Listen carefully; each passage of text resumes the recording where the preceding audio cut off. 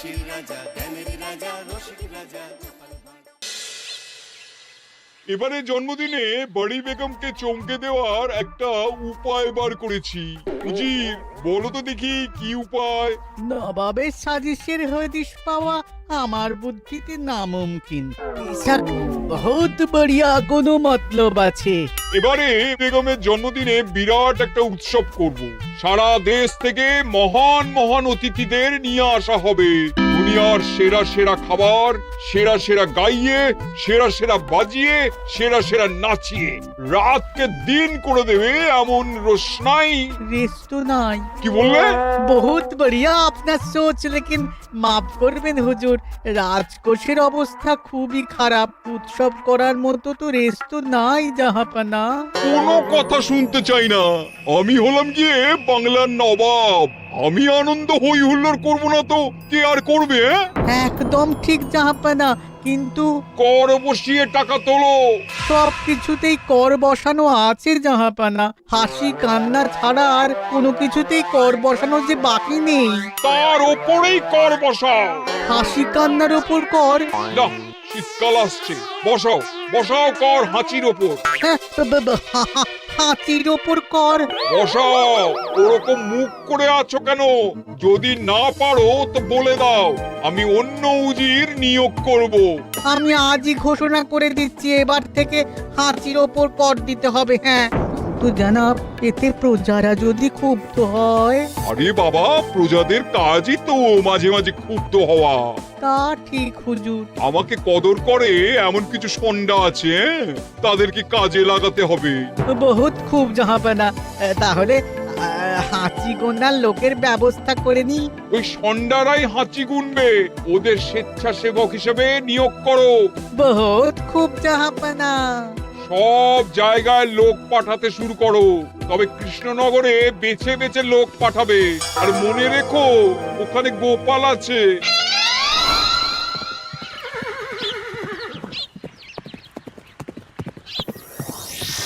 সব জায়গায় কর আদায়কারী পাঠিয়ে দেওয়া হয়েছে জাহাপানা। আপনার কথা মতো তাদের বলে দেওয়া হয়েছে যে আদায় হওয়া করের 10% তাদের বেতন হিসেবে দেওয়া হবে। সুতরাং কর আদায়ে কোনো ঢিলেমি হবে না। বহুত আচ্ছা, বহুত আচ্ছা।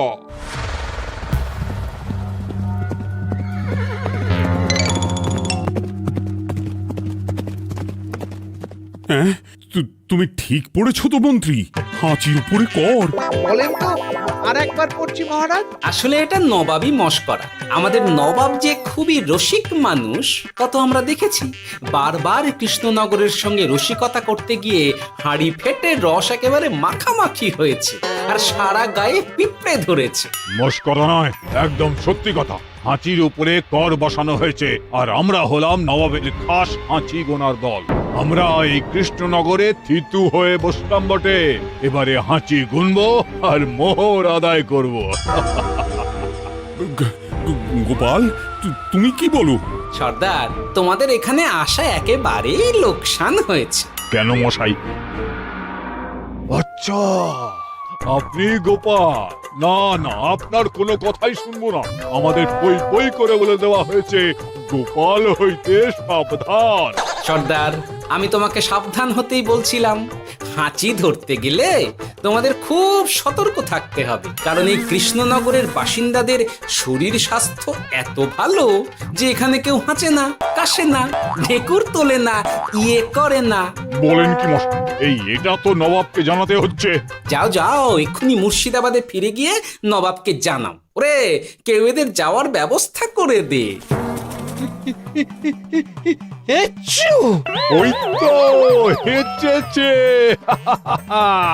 হাঁচি এক। পুরো এক মোহর। হাঁচি দুই, দুই মোহর। আরে, এটা তো হাঁচির বাচ্চা, এটা তো ধরলে চলবে না। কেন? হাঁচি হলেই তো হলো। কি করব সর্দার? লিখবো? দেখ, একবার গুনে যখন ফেলেছি পুরো ছাড়তে পারবো না। আধমোহর লেখ। এটা কাশি, কাশিতে কোনো করের কথা নেই। লেখ লেখ লেখ লেখ লেখ। হাঁচি তিন, পুরো এক মোহর। হাঁচি! হাঁচি 4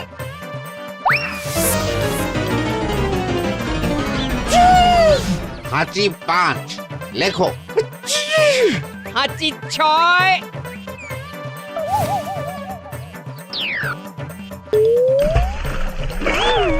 যা ঝাঁকি রে শুনেছিলাম কৃষ্ণনগরের মন্ত্রীটা মাথা মোটা, প্রমাণ হয়ে গেল। জল থেকে উঠবে যখন ঠান্ডা লেগে হাঁচি তো আরো বাড়বে। জলে বুড়বুড়ি উঠছে, বেটা জলের তলায় তলায় হাঁচছে। হাঁচি 7 এখনো তো ফিরলো না, বেলা গড়িয়ে দুপুর হয়ে গেল। ভাববেন না রাজামশাই, আমরা যারা যারা এখানে এসেছি সবাই ধড়িবাজ লোক। মন্ত্রীর হাঁচি নিংড়ে নিয়ে ফিরবে। ছি ছি ছি ছি ছি ছি ছি ছি ছি। কি হলো গোপাল?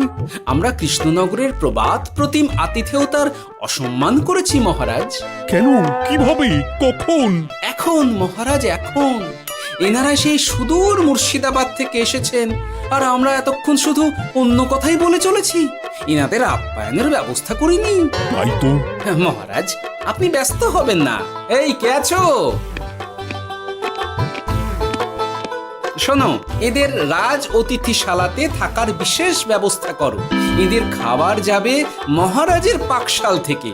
এদের সব সুবিধে অসুবিধে দেখার জন্য দাস দাসী নিযুক্ত থাকবে। এই চলো হে চলো। আরে দাঁড়াও সর্দার, হ্যাঁ বলুন। তোমাদের তো আবার গোপালের কথা শোনা বারণ। আমার ব্যবস্থায় বোধহয় তোমরা থাকবে না। বাদ দিন তো, আসলে ভয় ছিল আপনার বুদ্ধিকে, আর ভয় নেই। কেমন আগু পিছু বিচার না করেই বলে ফেললেন এখানে কেউ হাঁচে না। বুঝে গেছি, আসলে গোপাল হলো গল্প। চলো হে চলো, ও বড্ড খিদে পেয়েছে। প্রহরী, এই সর্দারের দলের বাকি লোকগুলো এলে এদেরকেও অতিথিশালায় নিয়ে যেও। হ্যাঁ, আচ্ছা। এ কি গোপাল, এই রক্তচোষাগুলোর জন্য তুমি রাজনিবাস আর রাজভোগের ব্যবস্থা করে দিলে? গোপাল কার পক্ষে মহারাজ? এতক্ষণ গোপালের সব কাজ তো কৃষ্ণনগরের বিপক্ষে গেল। বটেই তো, আমি মনে মনে গণনা করে দেখলাম গোপালের শুল যোগ শুরু হয়েছে। আগামী 1 যুগ ধরে গোপাল যেখানে থাকবে সেখানে রাহুর প্রকোপে দুঃখ দারিদ্র মহামারী একসঙ্গে এসে ধরা পড়বে। মহারাজ, গোপাল কখনো কৃষ্ণনগরের খারাপ ভাবেনি। সে যখন ওই রক্তচোষাদের রাজভোগে রাখার ব্যবস্থা করেছে, তখন বুঝতে হবে এর মধ্যে একটা ঘোরতর পেঁচ আছে। গোপালই তাহলে বলুক কি পেঁচ। মহারাজ, মানুষ বিলাসের সুযোগ পেলে কাজ ভুলে বিলাসেই ডুবে থাকে। কত সম্রাট মহাসম্রাট বিলাসিতায় ডুবে কত সাম্রাজ্য মহাসাম্রাজ্য ভেঙে টুকরো করেছে। এরা তো নবাবের পাঠানো কিছু মূর্খ বালক মাত্র মহারাজ।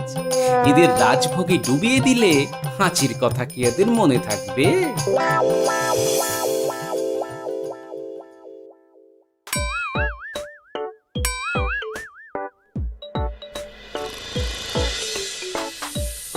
কি ব্যবস্থাপনা সব ঠিক আছে তো?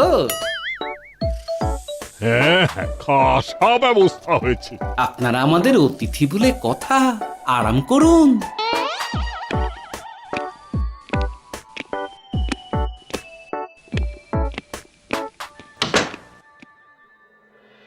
বিজ্ঞানী, তোমার এই দুমুখ আয়না আবিষ্কার তোমার জীবনের সেরা কাজ।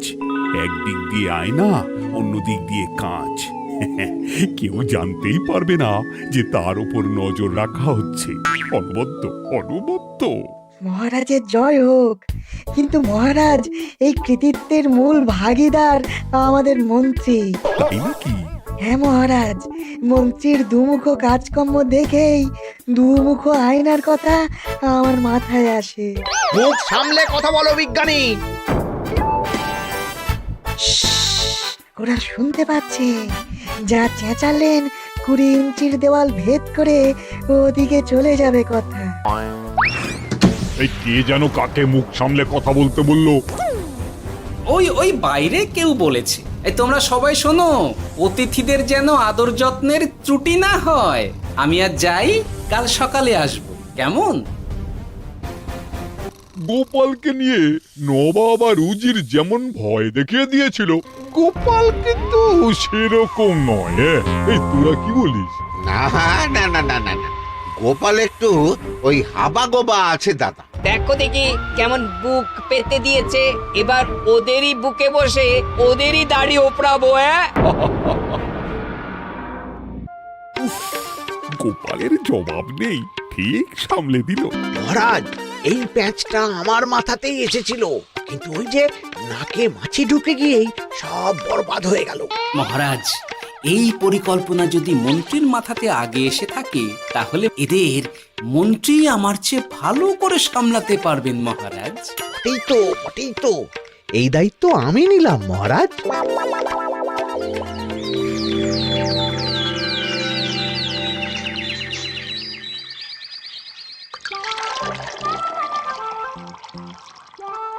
আহা, সকালে ঘুম থেকে উঠে এই রকম বেলের পানা যেন স্বর্গের অমৃত।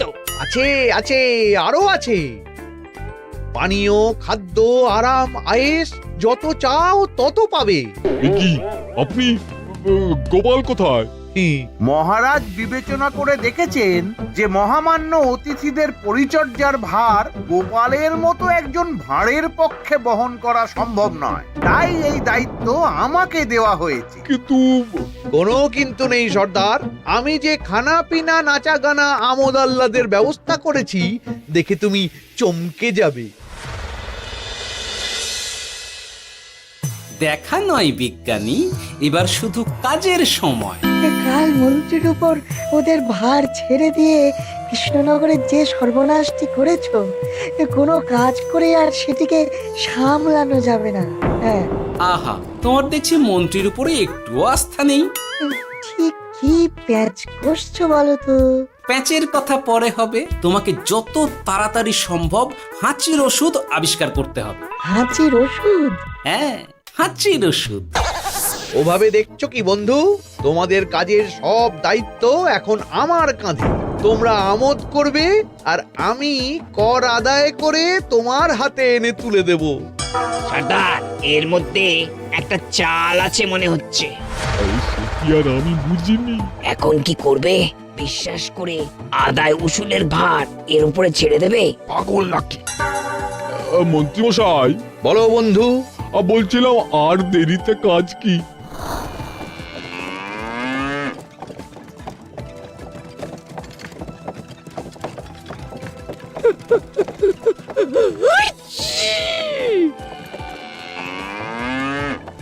মন্ত্রী, লেখো হাঁচি এক।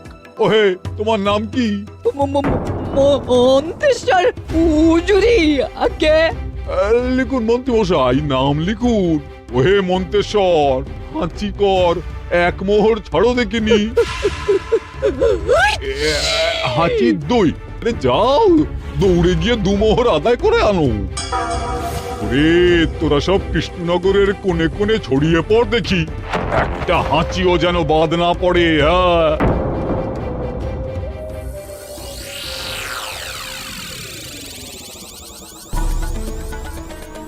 এটা হুজুরে আলাক বর্ধমান, খাম্বাস এবং কৃষ্ণনগর থেকে। চমৎকার চমৎকার। তাহলে গোপাল কিছু করতে পারেনি, আমাদের যুব শক্তি কৃষ্ণনগরকে পুরো নিংড়ে নিয়ে আসছে। মহারাজ কৃষ্ণচন্দ্রের একটা আবেদন আছে জানাব। এই হাঁচি করের 30% যদি ওই রাজ্যকে দেওয়া যায়, তাহলে আদায় উসুল আরো ভালো হবে।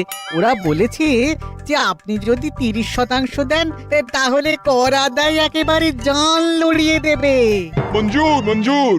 আর একটা আর্জি আছে হুজুর, কৃষ্ণচন্দ্র কদিন বাদে নবাবকে কৃষ্ণনগরে আমন্ত্রণ জানিয়েছে।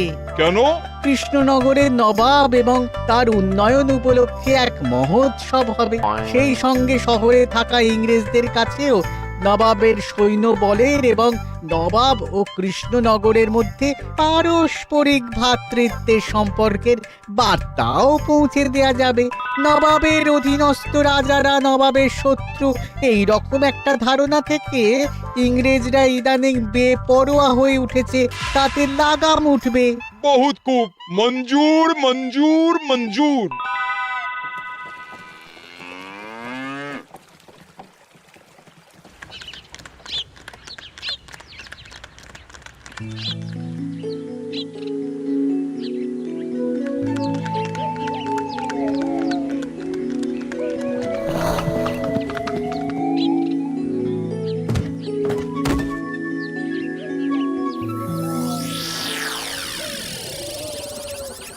কি ব্যাপার গোপাল?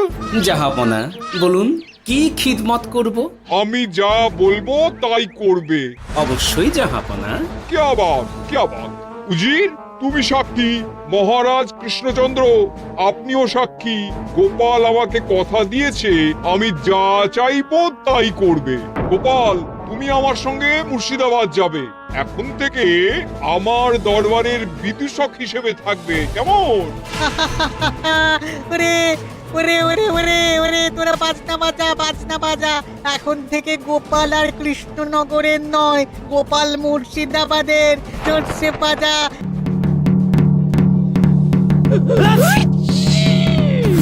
কি হলো? হুজুর, মনে হচ্ছে আপনার সৈন্যদল হাঁটছে। হ্যাঁ? হুজুর, হাঁচিকরের বন্যা, সব সৈন্য 10-12টা করে হেঁচে ফেলেছে। মানে প্রচুর মোহর হয়ে গেছে আর বাড়ছে। আমার হাঁচি গোনার দল একটা হাঁচিও বাদ দেবে না। মোহর রাখার জন্য নতুন পোশাকখানা বানাতে হবে হুজুর। সর্দার, আমাদের হাঁচিগুলো কি খুলবো? হ্যাঁ, নিশ্চয়ই। একটা হাঁচিও যেন বাদ না পড়ে। চলুন হুজুর, আমরা এখানে দাঁড়িয়ে থেকে আর কি করব? ওরা হাঁচুক আর হাঁচি গুনুক। চলুন নবাব বাহাদুর, আপনার জন্য কৃষ্ণনগরের রাজাতিথ্য অপেক্ষা করছে। হুজুর, আমার মনে হয় আমাদের কৃষ্ণনগরে এখন আর দেরি করা উচিত হবে না। আমরা সোজা শহরের দিকে রওনা হয়ে যাই। শহরের ইংরেজদের শিক্ষা দিয়ে ফেরার পথে আমরা কৃষ্ণনগরের আতিথ্য গ্রহণ করব। সে কি? মহারাজ, নবাবের মতো কর্তব্যপরায়ণ ইনসানকে তার কর্তব্য পালনে বাধা দেবেন না। আমরা ওনার শহর থেকে ফেরার অপেক্ষায় থাকব। ঠিক, আমার এক্ষুনি শহরে যাওয়ার দরকার। ইংরেজরা সব নিয়ম কানুন ভেঙে চুরে যা ইচ্ছে তাই করতে আরম্ভ করেছে। উচিত সৈন্যদের ডাক দাও, চলো রওনা হই। কিন্তু জাহাপনা, আপনার সৈন্যদের থেকে পাওনা মোহরগুলো এতক্ষণে যা হেঁচেছে, লাখখানেক মোহর তো হয়েই গেছে। ওটা আমরা নিজেদের মধ্যে বুঝে নেব। কিন্তু ওই করের 30% যে কৃষ্ণনগরের পাওনা। পেয়ে যাবে। শহর থেকে ফিরি। আরেকটা কথা, হাঁচি কর ব্যবস্থা এখন থেকে উঠে গেল।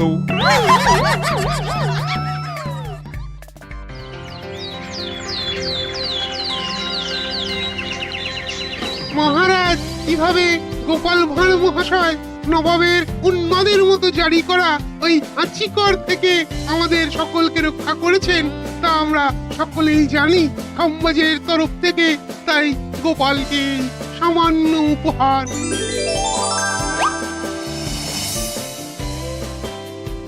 ওহ গোপাল, সত্যি তোমার জবাব নেই। কিছুই হতো না যদি না বিজ্ঞানী ওই হাঁচি চূর্ণ আবিষ্কার করত। এই উপহারের অর্ধেক কিন্তু বিজ্ঞানী। সবই তো বুঝলাম, নবাবকে সৈন্য সহ নিমন্ত্রণ থেকে সৈন্যদলকে হাঁচি চূর্ণ মাখানো চাঁদোয়ার তলায় ঢোকানো পর্যন্ত। কিন্তু চাঁদোয়া থেকে হাঁচি চূর্ণ ঝরে পড়লো কি করে, সেটাই তো বুঝলাম না। এটা তুমি বলো বিজ্ঞানী। শব্দের বাতাসে কম্পন তৈরি হয়। গোপালের হাততালিতে আমার ঘরের শাড়ি থেকে হাঁচির জন্য ঝরে পড়েছিল। এখানে চাঁদোয়া থেকে ঝরে পড়েছিল বাজনার শব্দে। কি ব্যাপার বিজ্ঞানী, তুমি এখন ছেলে খেলা করছো? হাঁচির ওষুধ হয়ে গেছে। হয়ে গেছে? মূল উপাদান তামাক, গোলমরিচ আর আলকুশির গুঁড়ো। কাজ হবে? হাততালি দাও। হাঁচ! কাজ হলো। ব্যাপারটা কি হলো? ওই শাড়িটাতে হাঁচি চূর্ণ মাখানো আছে, তোমার হাততালির শব্দের কম্পনে ঝরে ঝরে পড়েছে। একবার নাকের কাছে এলে পিঁপড়ের থেকে পিশাচ, হাঁচতেই হবে, হাঁচতে হবেই হবে। নবাব যদি বাজনা বাজাতে না বলতো। আমাদের বাজনদাররা তৈরি ছিল মহারাজ। যাক, সবই ভালোই ভালোই মিটে গেল। যার শেষ ভালো তার সব ভালো। ব্যাস, এখন শুধু একটাই কাজ বাকি। নবাবের কাছ থেকে করের 30% বাবদ পাওনা মোহর মুর্শিদাবাদে গিয়ে নবাবের কাছ থেকে তুমি নিয়ে আসবে। আচ্ছা মহারাজ।